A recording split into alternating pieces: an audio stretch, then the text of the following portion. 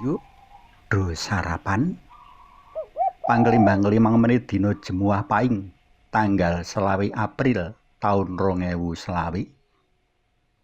Kapethik saka Injil Yohanes bab 21 ayat 1 tekan ayat 14.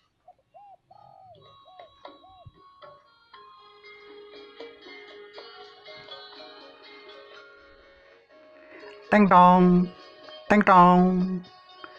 Rikala nyawisake PLM iki, bel omahku muni. Aku age mbukakake lawang gerbang. Jebul Ibu Kristin wis jumeneng ing sangarep lawang gerbang karo ngasto tas kresek. Der, ini saya bawakan pecel untuk sarapan. Kanthi kebak ing panedon trima, aku ngaturake panuwun. Terima kasih banyak ya, Bu. Aturku. Pecel age ndak dumake marang para tukang kang lagi dandan omah. Pak, nggo sami sarapan riyin. Pikantuk berkah saking tiyang sae niki, pangajakku. Matur nuwun nggih, Der. Kandhane para bapak tukang sinambi nampani pecel saka tanganku. Saka praupane ndak sawang para tukang mau rumangsa bungah banget. Sinambi ngaso para tukang padha sarapan saengga antuk tenaga kanggo tandang gawe.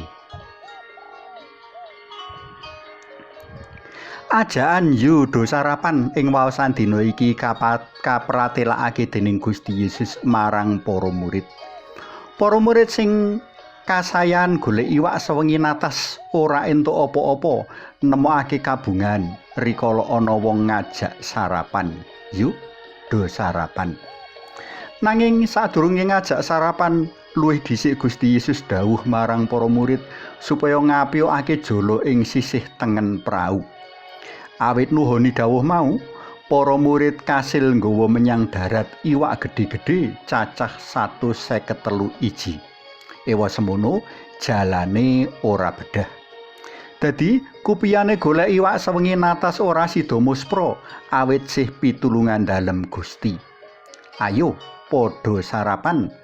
Mratelakake Gusti Yesus kang kejaba migatekake bot repoting urip para murid nanging uga nglumpukake meneh para murid sawise ontran-ontran panyaliban.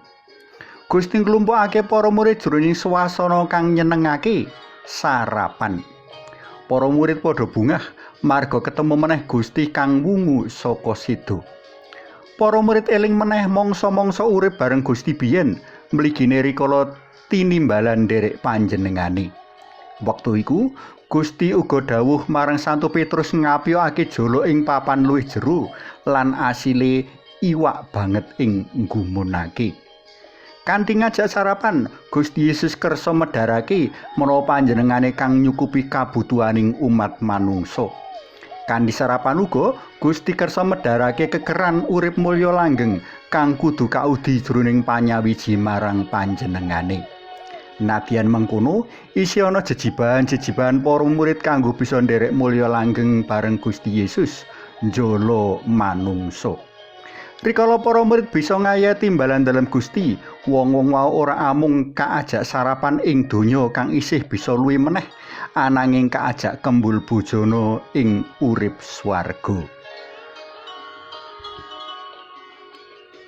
Para tresna PLM kinasih, saka waosan dina iki bisa kadudut piwulang. Sepisan Gusti ora negakake para murid dalem. Sapa kang nuhuni dawuh lan arahan dalem bakal nemu kabungahan. Kapindho, Gusti nyawisake sakabehi. Kaya dene Gusti nyawisake roti lan iwak kanggo sarapan, panjenengane uga saben dina nyawisake pangupa jiwa kanggo para umat dalem. Katelu, nyawiji Gusti dadi srana kanggo nemu urip langgeng. Nyawiji Gusti ateges nyengkuyung lan manjurung ayahan dalem njala manungsa. Saiki ayo padha munjuk.